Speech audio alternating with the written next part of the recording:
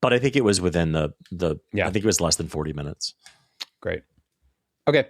Go for it, baby. And this is Gaytriarchs? Was that weird?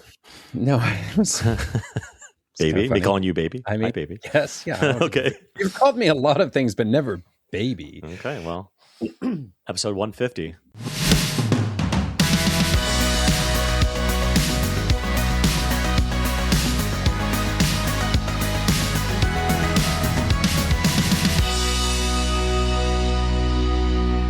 Do you know the term pick me, David? Like now, used as like a noun, like you're a pick me? Yes. Yeah. How do you know this term? Gavin, I thought this was just something that Gen Alphas. I'm young. Gavin, you see these so crow's young. feet and this like disgusting skin. Yes, you truly... have aged very poorly, but you are so much younger than me that you know this term. I thought this was just a Gen Alpha thing. I mean, it might be. I've heard it in the zeitgeist. Oh, but 15 years ago, you were not calling people pick-me's, right? No, you were just, but we all knew a pick-me. We knew who they were. It's just like renaming things as like cringe. It's like, no, we said awkward. It's the same thing. What did you used to say for a pick-me though? I don't know. I don't know if we had a term. Yeah. I mean, desperate. I have gone down, I've definitely gone a rabbit hole to really understand what a pick-me was because my daughter uses it so constantly over the last few years. And keep in mind, of course, middle school leaning to high school, right? But she used to say it a lot a couple of years ago. And I thought I basically got the understanding. And I really did do a little bit of searching. Apparently, its derivation, its etymology comes from Ally McBeal. There was an Ally McBeal episode where I think it was that, or wait, was it the Grey's Anatomy? Whatever, same show, right? But where the lead character, maybe it is Grey's Anatomy. Whatever. Somebody else Google it and write us. Please write us. Anybody write us about anything for any reason. Give us some shit, right? But anyway, it's the lead character saying, "I just pick me, right?" And so I think that was Ally McBeal. Oh no, you're right. It was Grey's Anatomy going, pick me, pick me. Yeah. Should we start this over? No, whatever. Nobody will think that I'm any smarter. No, because if this show is any better, people will start to wonder what's happening. So anyway, my daughter's been using the term "pick me" for a while, and it feels, savage when she uses it. Frankly, because who wants to be Jennifer Grey, right? Or is that her name, Jennifer Grey? No, Jennifer Grey. It's Dirty Dancing. I know. It's from Dirty Dancing. Right. Wait, what is Meredith Grey? Meredith Grey. Get it? As in Grey's Anatomy, as in like Grey's Anatomy, the book, but also Grey because she's Meredith Grey. I get the pun, yes, or the play on words or whatever, but who cares what her first name is, right? Okay, so finally, getting to my entire point. Just recently, my daughter was complaining about how hard she has it. And so then I never one to shy away from one-upsmanship. I was leaning into all of the ways that I serve her constantly, from the dishes to the laundry to the drives to the just general support to the buying. To cunt, right? You serve cunt all day. Not nearly enough, but nevertheless, she finally rolled her eyes and goes, "Dad, stop being such a pick-me." And I was like, did you use that term correctly? No, she did not. Pause. She's just using it as like an arrow. Yes, exactly. And she was using it to just attack me and undermine me. But at the same time, you know what? Her intent was correct. Gavin, stop playing the victim and stop being needy and stop saying, "Why doesn't anybody love me?" and just do your goddamn job as a dad and serve my ass. And serve my just ass. Fucking serve me. Bring me the bill and stop asking me things. But there have been a few times more and more because, hey, she's getting older. I mean, she's still only 14, but she's, my kid's maturing and she is calling me out on shit more and more. That is still humorous, but I might not be humorous after a while. But I don't ever remember calling my mom on, say, hypocrisy. I'm sure I did because, of course, I was an asshole. But I don't know. Have your kids called you out on your idiosyncrasies or on your hypocrisy, which is obviously plentiful? Yeah, sometimes they're so much younger, so it's a little more base. But like, I also love that you pulled this boomer. Like, well, I'm going to look up the etymology of that word. You're not technically using it correctly. No, of course they call me out on shit all the time, and people will say, "Oh, well, this is a sign of a healthy, a healthy relationship and a safe environment where they feel comfortable." And I'm like, it's too safe. It's too safe. I need a less safe environment to where maybe they don't feel as free to call my shit out and disrespect me and my authority as a parent. Yeah, like the other day at a stoplight, like I'm really bad at looking at my phone at stoplights. Okay, I'm just going to say it out there. My husband gets on me all the time, and he's totally right for it. And the other day, we were at the stoplight, and I just tapped my screen just to kind of see, does anybody like a post of mine on Instagram?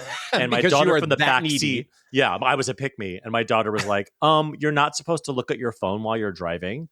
She's 4. And I whipped my head back around and I looked at her like, what the fuck? How dare you say that to me? But then I was like, she's right. And I've created this environment to where she feels free to do that. So I will stop doing that. I will stop creating such a safe space for my children. Speaking of safe spaces for my children, I don't know if you knew this because I'm the last person to hear about everything, but did you know that it was like take your kids to work day last week? No, if we're not more active on old school Facebook, how are we supposed to know about how these are we supposed to know things? This is what I don't understand. First of all, every day, we say this all the time on the podcast, every day is a day when you have kids in school or daycare. It's Joelle's birthday. It's National Donut Day. It's Teacher Appreciation. It is always a day. But on top of that, there are real quote unquote days like take your kid to work day. And I had no fucking idea until I picked up my son from school and he burst into tears walked in front of me with his hands folded over his chest. And I was like, what is wrong? And he was like, there were only 7 kids in class today because it was take your kid to work day and you and Papa didn't take me to work and blah, blah, blah. And he was so furious. And I had to sit him down and be like, honey, we work from home. If take my kid to work day, we pretend to work, and our pretend work is at home. So take your kid to work day means we go upstairs, buddy. I had nowhere to take you, but he was so fucking heartbroken that all these other kids got to go to the city and got to go to offices. And a lot of like the regular offices will do like events for the kids, and it's like a thing. But he was like, "But you go to California, and you're going to Wisconsin in 2 weeks. Why can't you take me there?" And I was like, I'm not taking you there. This is a vacation away from you, bud. Even though I'm working the entire time. I get to jerk off in a hotel room by myself. Do you understand? I'm never giving that up. You can pull that from my cold, dead hands. He was fucking furious with me. And I get it, right? Like it feels terrible when you're a school-age kid to be left out of anything, right? Like the kids, we went to our daughter's preschool the other day and they invited parents to this like thing or whatever. And they feed the kids food at this school. They make their own food and they feed it to them. So we don't have to pack anything. And I was sitting there watching the kids eat lunch. We got to have lunch with them. And all the kids are eating their grilled cheeses or whatever they made that day. And there's that one girl with a home lunch of like raw carrots and some bullshit. And they have some hippie ass parents and she feels left out. But I hate the feeling of my kids being left out, but I couldn't explain to him anymore. I have nowhere to take you, bud, other than the house that you spend all your fucking time at. To go stare at my computer screen doing nothing. Well, could your husband have manufactured a day on the job with him at like in our house? He works from home too. He's 8 feet away from me right now, and his company doesn't even have an office. So it's like, where do we fucking go? Maybe we rent like a WeWork space for the day and say, "Here's where we work, kid." Just masquerading as actual workers. Yeah. Oh, those were the days. Well, you know what? Speaking of absolutely nothing, I have no transition. I came across something really interesting on Instagram the other day, which I cannot wait to invite this woman, Dr. Anna Matchin, to come be a guest on our show. Do you know this person? You have a smirk on your face. Because I saw it in the outline and I about leapt out of my chair because I have a saved screenshot of this woman's TikTok and it says, and I emailed to myself, said, future guest, ? And my husband sent it to me. He says, you should get her on the podcast. Yeah.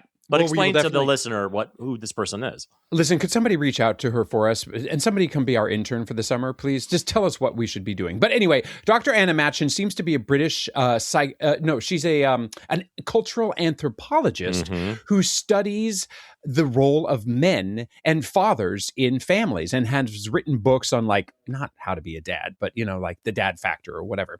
And I came across an interesting post that she had, which she was talking about the differences in the activation centers of the brains between, previously she'd posted about the difference between mothers and fathers. And then she came on to say, I got a lot of questions about what about gay dads? And she said, so normally in the on the mother's side, there's activation in what she calls the limbic area, which is what focuses most on risk avoidance and nurturing. And that in the dad's side, it's another area called the cortical area, I think she said. There were no subtitles, so I couldn't get these scientific terms, but that they focus on, I guess, the social conditions of the brain. But when the primary caretaker is a dad or a pair of dads, there are two peaks in the activation areas, both in the limbic core, like the moms, and in the cortical area, like the dads. And then she went on to further emphasize that there's also a link between those areas that is not seen in traditional moms and dads, all coming down to re-emphasize the fact that gay dads are superheroes, and we have had to evolve in ways that your traditional man or woman on the street has not done. It's so true. I loved this for a lot of reasons, but when you're a gay person or you are any sort of other, things 10 years ahead of everyone else, right? Like, we have to know, we just do. We just have to fucking know shit. And we have known as gay people that we're better than everyone else. Do you know what I mean? Course. Like we're elevated, and this is scientific proof that we're elevated. But also, I think I would argue that there's probably similar findings in, like, when it comes to sexual roles and all that kind of stuff, or household duties or things like that, where we don't get to just fall on, like, the woman does the dishes and the man goes, cooks food or whatever, and we have to do both all the time. So we have developed this, like, elevation above straight people. Hey, straight person, if you're straight, we're better than you. I don't know what to tell you. But thank you for still continuing to listen to our nonsense bloviating. Yes. Yes. All right. We need some good news, Gavin. Tell us some good news. Well, unfortunately, there is absolutely no good news right now whatsoever. The entire world is still a complete dumpster fire. I hope that we are no longer in this absurd situation with Iran right now that we have created, and is entirely our fault by the time this goes to air. But I'm not optimistic about that.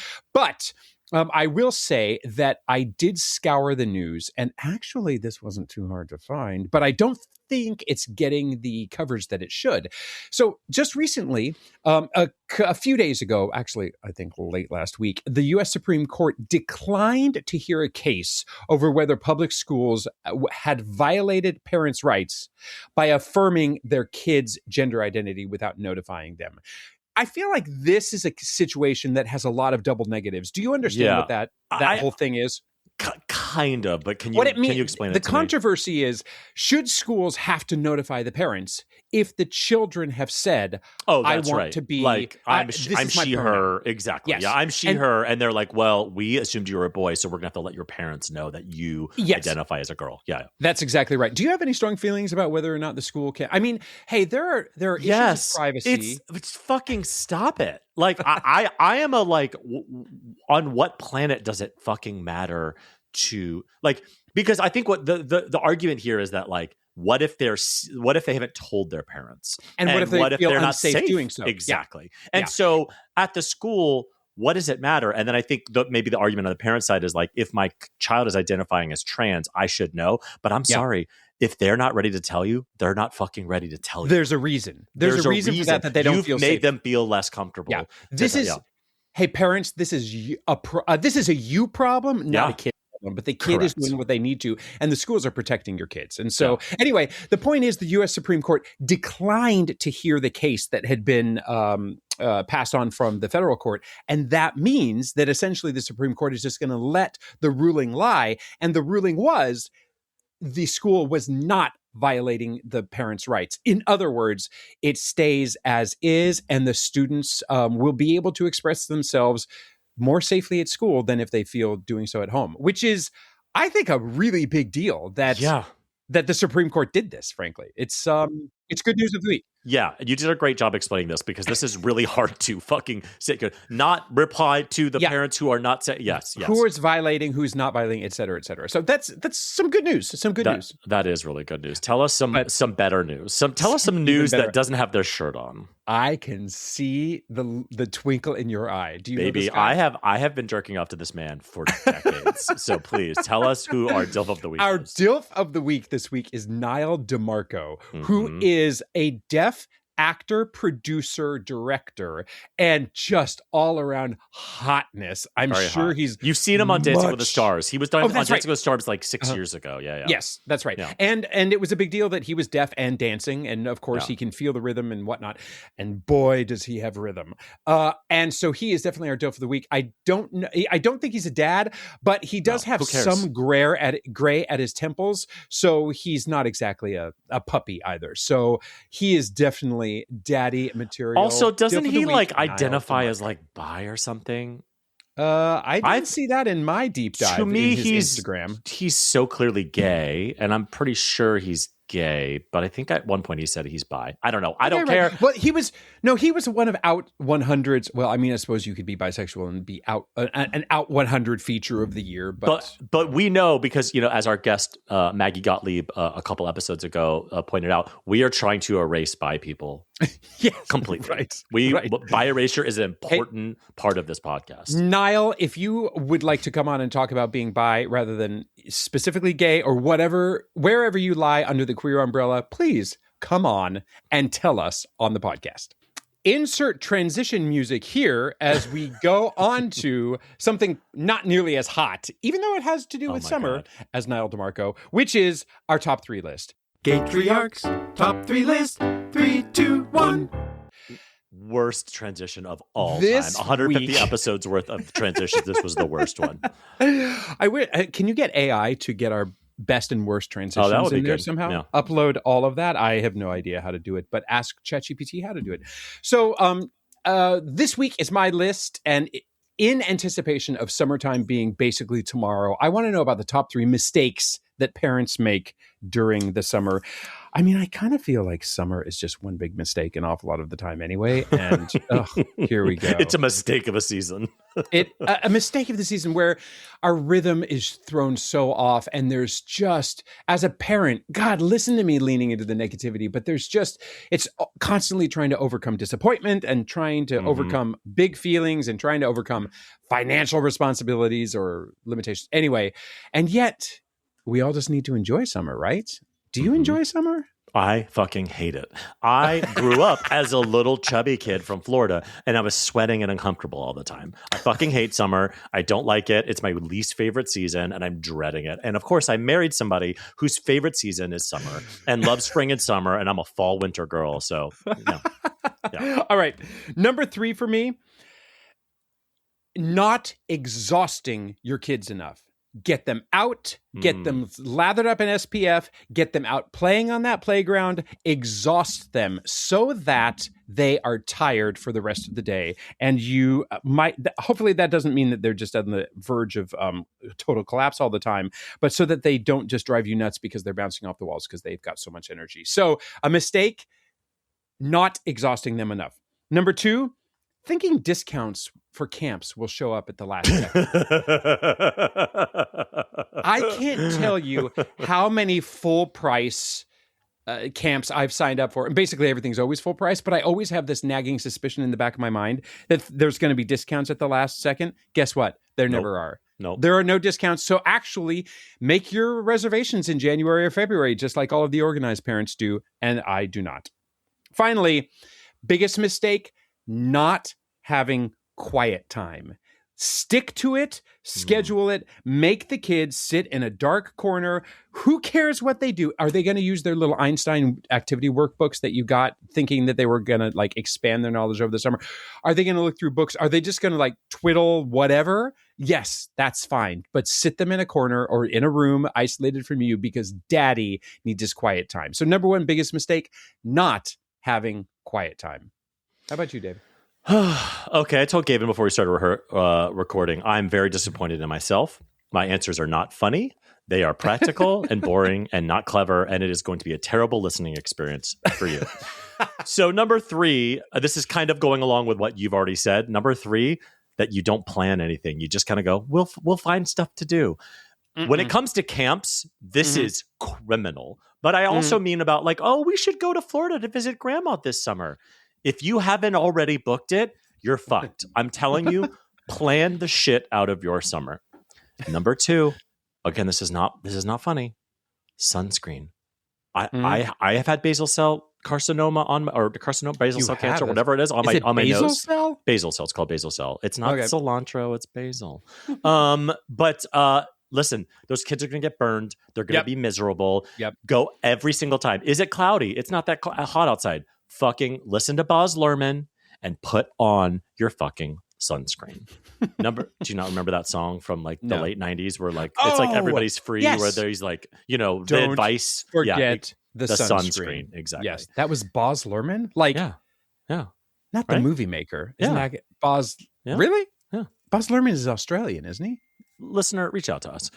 Number 1, this is for the parents because this is a thing I went through, and this is something I've learned from my urologist, my dick doctor. Drinking enough water to avoid fall kidney stones. When I had my kidney stones 2 years ago, and I was like, I'm dying, somebody fucking just kill me because I'm in so much fucking pain.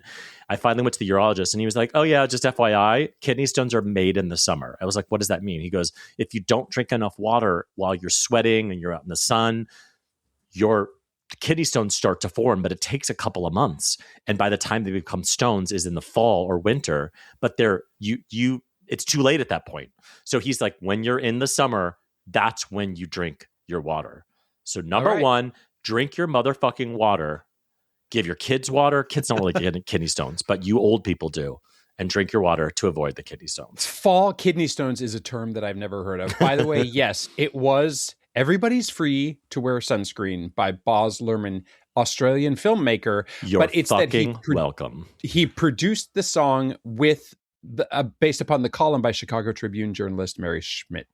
All right. Okay, thanks for that. Okay, next week, let's do our next week's top 3 list.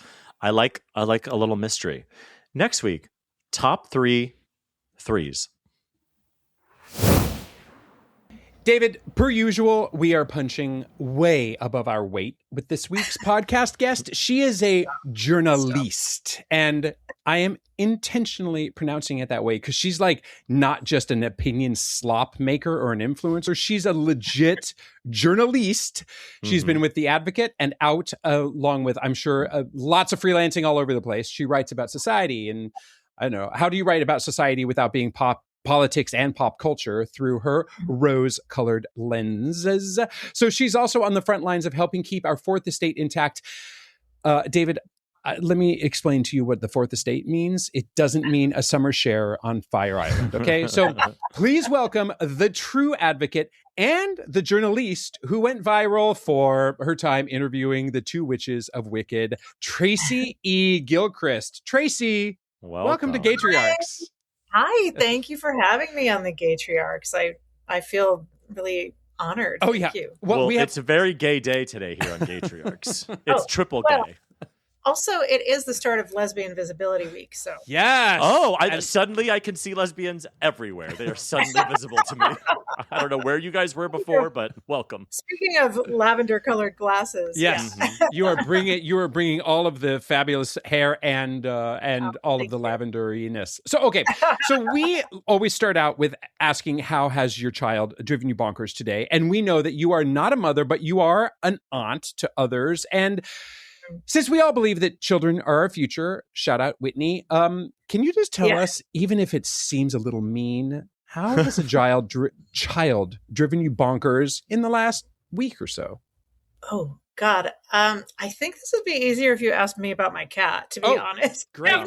How has your cat driven you bananas? I have not interacted with any children in the last week. Oh, you're so lucky. So lucky. Oh my God. Yes. So lucky. Because children are annoying, whether they're yours or other people's. Yeah. Well, look, I am just kind of isolated on the west side of LA. So even if I interact with anyone, it's really just a good day. So and accidental. Well, how has your cat driven you crazy today? Yeah. So how has she driven me crazy? She is really good at finding me, meowing, and then walking me to the kitchen for treats. Oh. And she has a sixth sense of knowing when I'm going on camera, when I have something I have to do. Yeah. And she circles and meows at me for my attention until I give it. And sometimes I raise my voice a little, and I don't like doing that. I don't like when I do that. Yeah. I'd probably be a terrible mother. No. I was just literally thinking, probably Gavin the same thing. Yeah. I was like, I see zero difference in raising a child and raising that cat. It's exactly the same thing. Yeah. Pets are just training wheels for parenting, to be perfectly honest. Okay. Yeah. So now, can you also share with us now one of the reasons why did I cheekily say you're the one who went viral? Can you tell us the story from your perspective, please? Yes, I will try to be as brief as possible. So in November 2024, I was sitting on my front porch, I don't know, having a coffee break with my cat and scrolling the latest Kellyokis. And I got a text from a publicist friend of mine named Ryan who said, "I'm loving this viral moment for you." And I was like, well, that video of my interview with Cynthia Erivo and Ariana Grande, that's doing well. And so I was like, oh yeah, cool. Thank you. Hour later, I get another text from a publicist friend named Ryan. Same text. "I'm loving this viral moment for you." I mean, they're both gay. Yeah, they were definitely serving gay publicists. That's for gay publicists. And so I'm like, okay, now I'm confused and wondering. And I had to jump right into a work meeting. At the time, my supervisor was like, "Oh yeah, you're going viral. You're a meme." And I went, huh? Because at this moment, you don't know what it's for, really, because you're like, did my asshole leak? Like, what is happening? Yeah, well, that hasn't happened. Yeah. But I have no idea what it's for. I did know that video was doing better than most videos that we would post, but, I just thought people were excited about the movie. So then I have lunch with a friend and I'm driving in LA and my phone's blowing up. And of course I'm doing that thing I shouldn't do, which is like try to, I'm telling. Not even with the readers on. No. And I was still driving a stick shift at the time. So that takes talent. Anyway. Also very lesbianic and glad to know that there are stick shifts out there. Yes. So my phone's blowing up and I finally start to get a handle on what's happening. And it was hilarious. Like, obviously I went in there. It was 2 days after, I don't even want to call it the re-election of Donald Trump, the whatever happened that put him in office. And so it's 2 days after that. Toni Morrison, my friend, who was with GLAAD, he's now my publicist. Nice. Yes. So Toni Morrison had literally taken the lyrics of Defying Gravity, like a text box, and put them on his Instagram page and wrote something along the lines of these lyrics hit different this week. And then, of course, everyone else is excited about the film. And this is a story that has long appealed to queer people. I mean, even going back to the Wizard of Oz. Yes.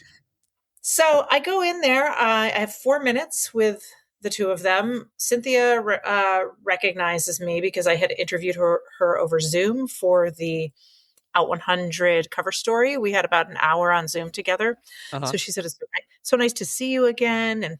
And that Ariana perked right up. Oh, like this is a friend of my friend-ish. Not like we're friends, but you know. But in those junkets, those girls are doing 100 of these in a day. It must be nice to see a friendly, somewhat recognizable face for sure. Yeah. And so the room was very warm. I went to Ariana first and I asked her a question about the scene in the Oz Dust Ballroom where Glinda really starts to see where her bullying has, affected Elfie, and then, steps up and does the right thing.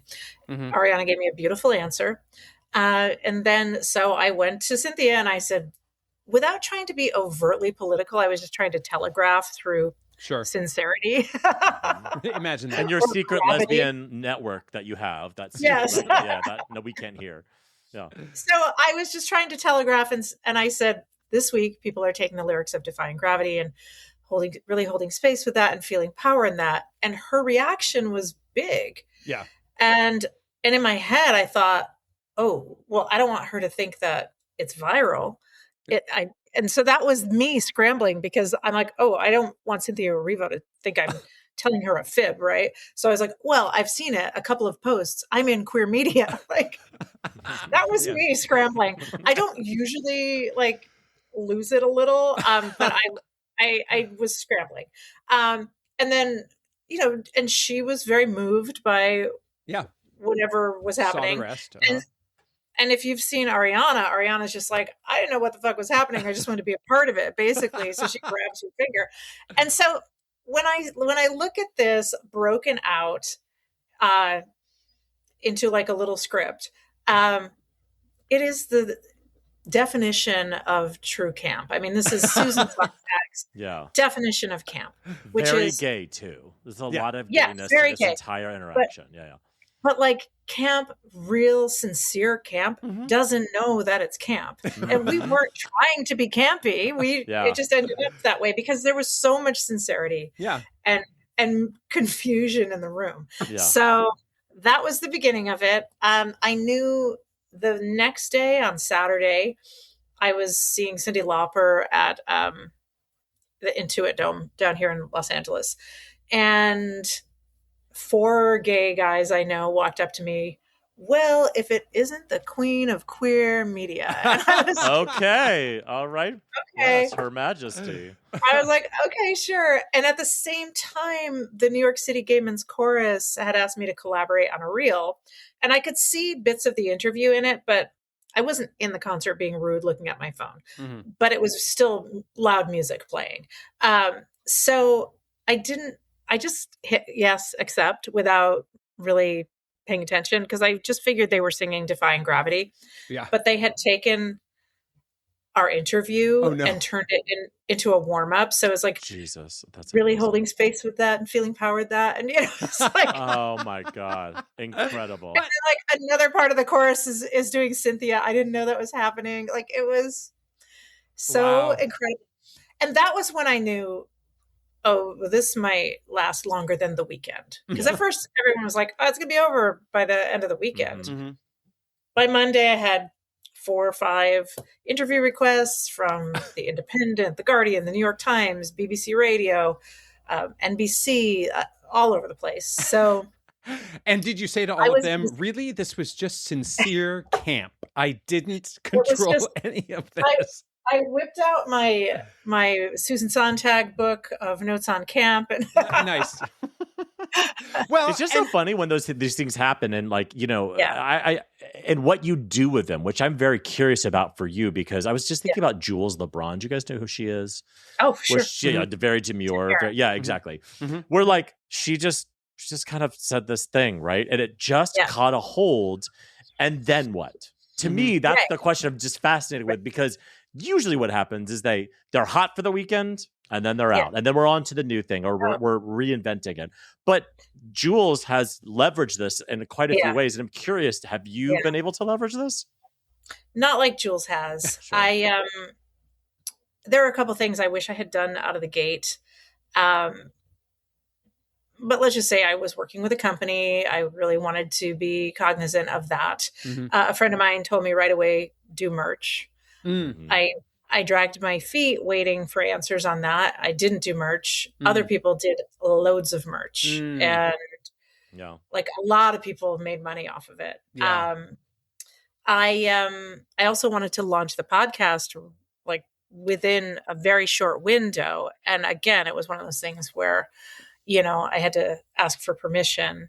Whereas other people were telling me, don't ask for permission. Yeah. Oh, yeah. I mean, that is old legacy media, I suppose. Well, not exactly legacy, but let me bring our listener into the context here, which is in your introduction, I failed to say that you are the host of Holding Space with Tracy E. Gilchrist, which is this, well, not a spinoff, but sort of like a spinoff. You saying, well, listen, I want to keep having conversations with meaningful people in an authentic way and in a campy way from time to time, right? So tell us about the podcast.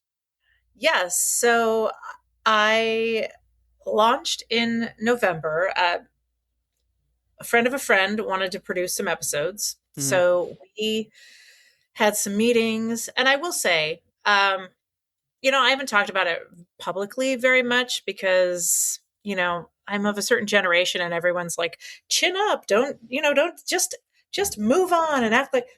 I was laid off at the end of October by Equal Pride as part of a sweep of layoffs. And then like about 6 weeks ago, there were even more layoffs. So didn't make it through some final cuts there. It has been very challenging because I was with the Advocate and Out brands for 18 years. Wow. I held a lot of different positions, including editor-in-chief of the Advocate during the height of the pandemic. That's a lot. Yeah, it's a lot. So, and the job market is really dicey. So it has been an interesting pivot. I'm, doing everything I can to create my own media and move forward, but it's not without down days. Let me just put it away. Yeah, totally. So, but on the upside, so a friend of a friend wanted to produce the podcast, Holding Space with Tracy E. Gilchrist. I can't just use holding space. It's not my term. It's a psychological term. This wonderful woman, Heather Plett, wrote a whole book about holding space. So I have to be careful, that it's in context of me.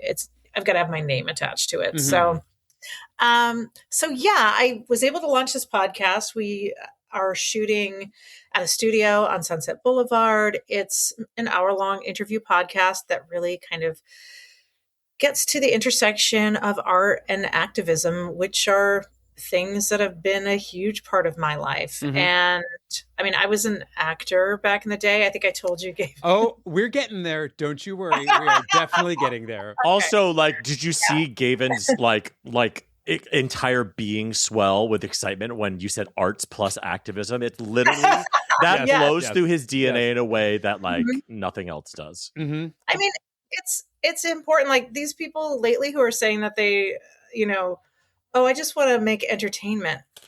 It's everything has a social aspect to it. Yeah, it totally does. So it's an interview podcast. My central question is born out of the moment. Did you want to ask me a question about that? I want to ask you your own central question, Tracy. What is your defying gravity? Right. So my defying gravity, the thing that has been with me throughout my life and its meaning possibly changes over time. I have two that I talk about. One is the music of Joni Mitchell, who I've been listening to since my late teens, early 20s. I could see how that would have a through line for sure. Yeah, because I mean, for one thing, you can listen to her music and love it, but to really kind of grasp the weight of her lyrics is, I think something that takes time and, can change with age. And then, the other one, ironically, is The Wizard of Oz. That's convenient. Right? That I went viral for an Oz related property it's really some symmetry. I was obsessed as a child. Saw the movie on the big screen. They re-released it when I was little. And I remember my sister taking me to a matinee and we sat in the balcony of an old theater in Southington, Connecticut. And that's where it began. And I I had an album of the movie. So it had some dialogue and it had the songs. And I could pretty much repeat that, verbatim to you. And yeah, it's kind of changed over time. I really love the idea. I mean, I think many people have interpreted the Ruby Slippers and There's No Place Like Home. I've heard people when I was in college interpret that to be a conservative ideology. But to me, it always meant that what you need, your strength is inside you. And it's always been there. You just need to find the key or the way to open it. And, if you think about it, Dorothy meets these disparate characters along the way. And that's really an allegory for chosen or found family, right? Yeah. The gays have always circled this movie in a way that it's interesting that I think that is a real take. I mean, I think that's probably it, but like it is funny. Like most gay people, just there's something about this movie, and it's not just a Judy Garland thing either. But circling around to parenting, though, that is a really interesting talk about. Being able to have kids have the attention span, first of all, to sit through an entire movie these days is often kind of difficult. But making sure that with The Wizard of Oz is part of their canon, I mean, God, that should be a requirement. If only we had parenting licenses or licensure, then you would be required to show them the little, like E.T. and The Wizard of Oz. I feel like just make sure that they're all seen, Although, Gavin, if there was requirements to be a parent, I don't know if I would pass. The amount of time I would not pass. The way I hide from my children sometimes, if somebody saw that, they would be like, "No, sorry, you can't do this." Sometimes you just need a minute to yourself. Oh yeah. But I only need a minute when they couldn't possibly give it to me. It's impossible because whatever they're doing, like my son is now into Legos, which is brand new for us, and I know it's like a little bit. Every kid goes to this phase, but like he can't just do Legos or just have me watch him do Legos. I have to like make direct eye contact with him and his fingers while he's doing it, or I'm not doing it right. So yeah, sometimes I just do need a fucking minute. Yeah, that's a lot of concentration right there. Yeah. And also you need to walk away from him and make sure he can do Legos on his own, because that's the entire point, because Lego's subtitle might as well be Daddy's Little Break. But yes. So I as we connect a conversation with you, even with parenting, would you say that you've already said what some of those lessons are to be drawn, but if you were to give unsolicited advice to other parents, would there be more connections there to either Joni Mitchell or Wizard of Oz? Ooh, I mean, listen, as a parent, I think, you could, one of the biggest gifts you can give your children is introducing them to various kinds of art. Something that I feel very lucky is that when I was a kid, I had 3 different influences musically. My dad introduced me to, he gave me his Joan Baez, Peter, Paul and Mary albums when I was very young. And so it became very into folk music, but not just folk music with a purpose, right? I mean, so much of that was also protest music. So that was introduced to me very early. My mom introduced me to show tunes. And, to this day, I am a show queen. Well, is that why you're gay? Because you listened to musicals one time when you were young? Yeah, it might be, honestly. Okay, cool. And then my sister introduced me to Elton John, Rod Stewart, and David Bowie. I mean, at an early and Motown. Yeah. And Motown. Okay. So I had these great influences. And then, my parents took me to the movies because, back then you'd like go to the drive-in and fall asleep in the back seat. But I got to see like What's Up, Doc at the drive-in theater when I was little. My sister was on a date and, she and her boyfriend were going to the movies and they ended up taking me. I can't remember what happened, but so there I was with them. And the movie was Alice Doesn't Live Here Anymore. Okay. Ellen Burstyn. You learned a lot there too. Yeah. And so I actually had this really kind of wild taste. And, my parents introduced me to good music and allowed me for the most part to watch all kinds of films. And I have been obsessed with films since I was a child. So I think it's terribly important to Yeah. introduce your kids to all kinds of And also, art. it sounds like they didn't pander to base child tastes either. You weren't listening to your generation's equivalents of Baby Shark. You were listening to Peter, Paul, and Mary at the time. And that kind of thing. I mean, which, Puff the Magic Dragon. Well, yeah. But no, I wasn't. Yeah. I was listening to kind of adult things. And I also, I think I developed a really dark, kind of edgy taste early on. I used to watch this show. My mom was taking a night class in Spanish, and I would watch Mary Hartman, and then tell her what happened on it. Do you remember this show? No. It was wild. It was Mary Kay Place, and Louise Lasser was the star, and it was so fucked up. And it came on at 7 p.m. I don't understand. They would never show this now. It couldn't have been that fucked up. So, well. Oh, no, it really was. Well, speaking of fucked up. Here we go. So you were on a national tour of a Broadway show, and that show was? It was O Calcutta, which was on Broadway for about 25 years. It is a show about, that is a series of vignettes about sex.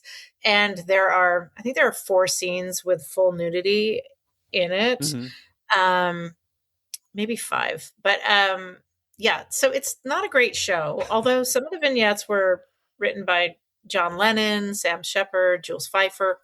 Mm-hmm. But so the short of it is, in my early 20s, I lived on a rock and roll bus and performed O Calcutta all over the country. Yes, in the nude. So cool. It's so cool, though. Yeah, like, this is the only time you can do that, right? This is rock and roll. Older, your body changes, but also your conservatism changes or whatever. So, like, you do it. Yeah. Get naked and travel the country, people. Yeah, I mean, so I'm on record in Phoenix, Arizona for simulated copulation in the round. Fantastic. Oh, really? Same, nice. But I had to go to prison for it.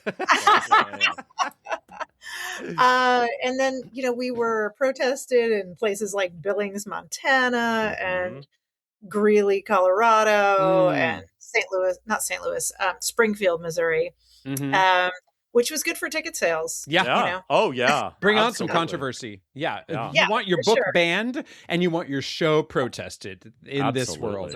Right. But that must have just been a blast. And speaking of the parenting, then, if any parents out there, this is a good lesson in letting your kids just like run wild and be a little independent and make some strong choices. Mistakes. Yeah, absolutely. I think there needs to be more nudity again in musical theater, because I remember seeing Bridges of Madison County, and I had this really bad ticket. It was front row all the way to the right. And when Kelly O'Hara got out of the bath, I saw her naked. I saw her boobs. I saw everything. Wow. And I was like, oh, I mean, it's not necessarily made for me, but I was like, I think I need more nudity on Broadway. So I'm just saying that right now. No. What was that one? If you take me out, did you see that? Oh, yeah, sure did. Yeah. Saw it. Lots of dicks. Appreciate the dicks too. Yeah. No. Jesse Williams, right? Yep. Well, also Daniel Radcliffe when he did Equus, like 15 years ago or whatever. Yeah. Okay. There's nudity. And Kelly O'Hara, wasn't she in a Dracula musical, right? I mean, Dance of the Vampires or something. Oh, I think it was her. And I think early 2000s. Yes, and I think she was full on naked. I think it was her. She's gorgeous. Anyway, so good for it, Well, it's funny, when I went viral, apparently there was some Reddit thread of lesbians who thought I looked like a Butch Kelly O'Hara. Wait, you do? You know yes. Oh my God, you totally do. Yes, you do. You are absolutely right. I don't ID as Butch, but I mean, I'm just kind of myself. No, you're but Kelly O'Hara with like a mullet. I know I'm not a femme. I know that. No. Oh my God, you totally look like Kelly O'Hara. That's so funny. That's really funny. Full circle moment. All right. Yeah.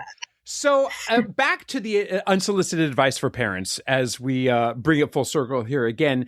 Is there any, I know this is making a real stretch, but in this world, what do you hope for children going forward in the fourth estate and journalism? Like, I actually think to myself, I need to pay for my local newspaper to have it delivered so that my children not only see me with paper, but I'm given the excuse to say to them, you have to support local journalism or we are sunk as a society. But also show it's there when they're older. I will come from what I really know, which is LGBTQ plus media. And the fact that this administration is trying to erase our history. So we need more people being bold enough to tell it, being bold enough to keep our stories and to hand them down to others. So I really hope that, for one thing, especially for everyone really, because the fact that we exist and our history exists enriches everyone. But I do really hope, especially for queer kids, that they are able to see themselves and know their history moving forward. Yeah. So keep talking, keep our mouths open, and keep writing it down and making sure that we put it in. Keep writing it down. Keep telling our stories. You know, the tradition of storytelling began orally. You know, like just make sure that we're telling those stories, even as there are book bans. You know, as we speak, and a lot of LGBTQ plus literature is being targeted. So we don't know what's going to come out. We have featured lots of authors on Gay Triarchs here, and here's a plug for our website for children out there. A website is a thing that you don't look at anymore, but we. Right. Hey, David, this is once again, we started with punching above our weight, and Tracy's going to help us punch above our weight now, as we need to do a better job of saying, hey, everybody, buy the books written by the queer authors that we've featured here. Because you know what, Tracy, maybe you don't know that there are an awful lot of gay parents out there saying, I never saw the books that I would have liked to read growing up, so they're doing it on their own. And so they need to keep doing so. And writing the books, and getting them published and distributed however they possibly can. We are a principled podcast just like you are, and we have our opening question and our closing question. And our closing question is usually, tell us about a time that the shit hit the fan for you and your kid. And I'm curious if you ever had a babysitting moment or an auntie moment or just a moment out in the wilds where you were like, oh my God, I just earned some kind of parenting merit badge, though I'm not sure what it is. You know, I was a camp counselor for a long time. I think, you know, one of the biggest things that we would ever encounter, especially with the little ones, was, you know, it was in northwestern Connecticut, out in the sticks, and sometimes we would get brutal thunder and lightning storms where we would have to rush the kids to the unit house, which was they had tents with flaps on wooden platforms, but not safe. So we'd rush them to this wooden structure in each unit and, get the lanterns going and try to keep them occupied while tree branches are falling. And so I think, I don't know if it's a shit hit the fan kind of a moment, but just, I have very big memories of rushing loads of screaming children to this unit house and then trying to calm them down and keep them singing or, keep them occupied. So to me, that would be it. Just like rushing around in a lightning storm. Yeah. And you're doing the Lord's work by helping, making the world a better place in keeping them protected and keeping them calm and keeping them entertained. And God, David, if we could walk around thinking with clear minds, I'm just here to entertain and keep calm my children instead of yelling at them and resenting them and hiding from them in the corner. 100%. Yep. David, how many children do you have? I have two. Two. And how old are they? 6 and 4. Ooh, the 6-year-old just turned into a 15-year-old as far as his attitude is concerned. Oh, but wait, so it gets worse. I know. Just you wait. It gets worse. But it is funny to watch a 6-year-old like puff his chest out at me and say, no, I'm not putting my shoes on. And I'm like, I'll kill you. I will literally kill you. I don't really know. No. Tracy, you serve on the board of It Gets Better, right? Yes. So that's another way that I... Yeah. You are giving back. And boy, do we think about you all the time as we actually say, no, actually, it gets worse. It is a different context. We are not telling our children it gets worse. We're just telling each other, don't worry, it gets worse. Parenting. Yes. Yeah, it's a tough. It gets better as a name. It's a tough one because not everyone can see that. Yeah. So it's a goal. It's a long game. It is getting better, and we will prevail, and we will overcome. But Tracy, speaking of overcoming, thank you for demeaning yourself by being on our stupid little podcast. This was a total pleasure.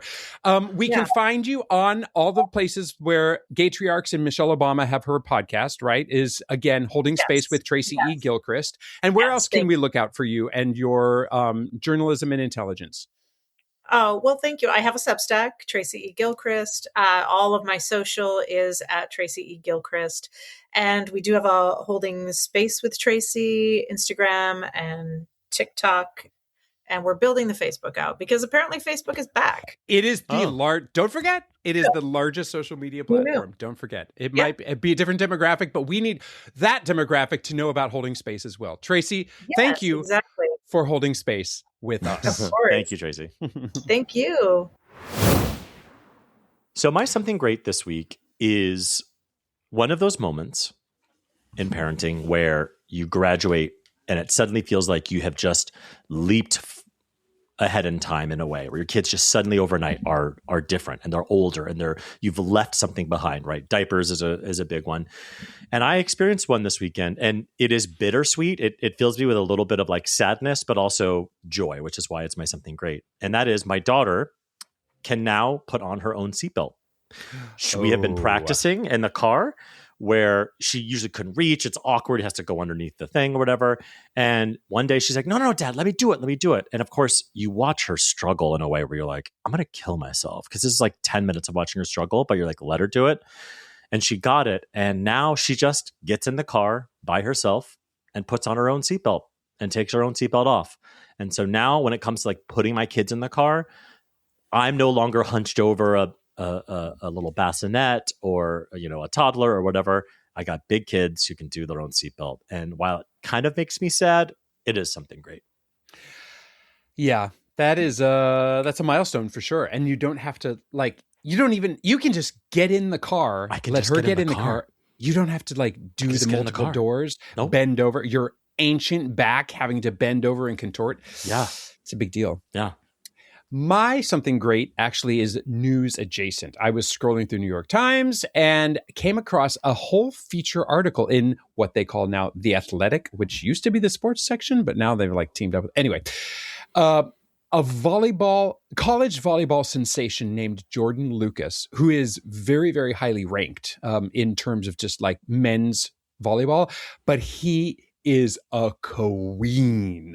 And the whole article is how he's just unleashed his inner frivolity and his inner see you next Tuesday. Because every time he spikes the ball or has a move on the other guys, he flips that hair and he sachets and snaps and all the things. And the whole article is just celebrating how authentic he has been, and he brings another dimension to men's college volleyball, and it was just such a delightful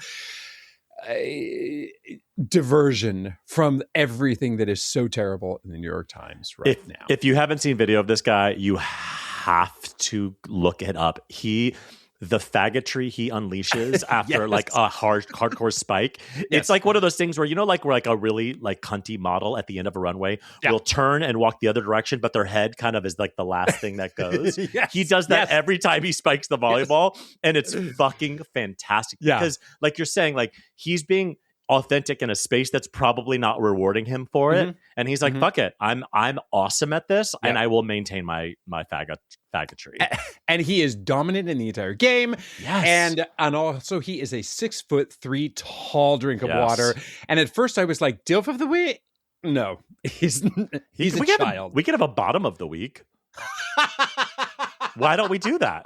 We can have a bottom of the week. They can be tall. Bottoms can be tall. Oh, that is so presumptuous and so wrong and hilarious. That's our show. If you have any comments, suggestions, or general compliments, you can email us at GaytriarchsPodcast@gmail.com. Or you can DM us on Instagram. We are at GaytriarchsPodcast. On the internet, David is at David FM Vaughn everywhere, and Gavin is at Gavin Lodge on Bottoms Can Be Tall.